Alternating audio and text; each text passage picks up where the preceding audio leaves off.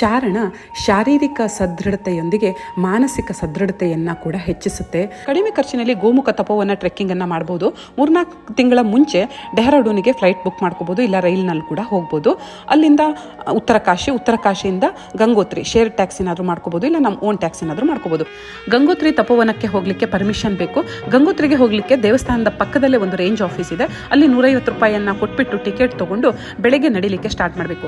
ನಡಿಲಿಕ್ಕೆ ಹೋಗೋಕ್ಕಿಂತ ಮುಂಚೆ ಚೆನ್ನಾಗಿ ತಿಂದ್ಕೊಂಡು ಹೋಗಿ, ಇಲ್ಲಾಂದರೆ ನಡಿಲಿಕ್ಕೆ ತುಂಬ ಕಷ್ಟ. ನನಗೆ ಹಾಗೆ ಆಯಿತು. ಹಾಗಾಗಿ ನಾನು ಭೋಜ್ಬಾಸ ತನಕ ನಡಿಬೇಕು ಅಂದ್ಕೊಂಡಿದ್ದೆ. ಮೊದಲ ಒಂದು ಡೆಸ್ಟಿನೇಷನು ಚೀರ್ಬಾಸ. ಅಲ್ಲಿ ತನಕ ನಮಗೆ ಏನು ಊಟ ಮಾಡಲಿಕ್ಕೆ ಸಿಗೋದಿಲ್ಲ. ಹಾಗಾಗಿ ನಾನು ಚೀರ್ಬಾಸದಲ್ಲಿ ತಂಗಿದ್ದು ಸಾಯಂಕಾಲ ಇಲ್ಲೆಲ್ಲ ಸ್ವಲ್ಪ ಹೊತ್ತು ರಿಲ್ಯಾಕ್ಸ್ ಮಾಡಿಕೊಂಡು ಬೆಳಗ್ಗೆ ಎದ್ದು ಫ್ರೆಶ್ ಅಪ್ ಆಗಿಬಿಟ್ಟು ಈಗ ಹೋಗ್ತಾ ಇರೋದು ಭೋಜ್ಬಾಸದ ಕಡೆಗೆ. ಗೈಡ್ಗಳ ಸಹಾಯದಿಂದ ಈ ಟ್ರಾಲಿ ಮೂಲಕ ನದಿಯನ್ನು ಕ್ರಾಸ್ ಮಾಡಬೇಕು. ಅಲ್ಲಿಂದ 4 ಕಿಲೋಮೀಟರ್ ನಡೆದು ಹೋದರೆ ಗೋಮುಖ. ಈ ಚಾರಣಕ್ಕೆ ನನಗೆ ತಗುಲಿದ್ದು 35,000 ರೂಪಾಯಿಗಳು. ಗೋಮುಖದಿಂದ ಕ್ಲಿಷ್ಟಕರ ಚಾರಣ ತಪೋವನಕ್ಕೆ ಯಾರಾದರೂ ಏಜೆಂಟ್ಗಳ ಮೂಲಕನೇ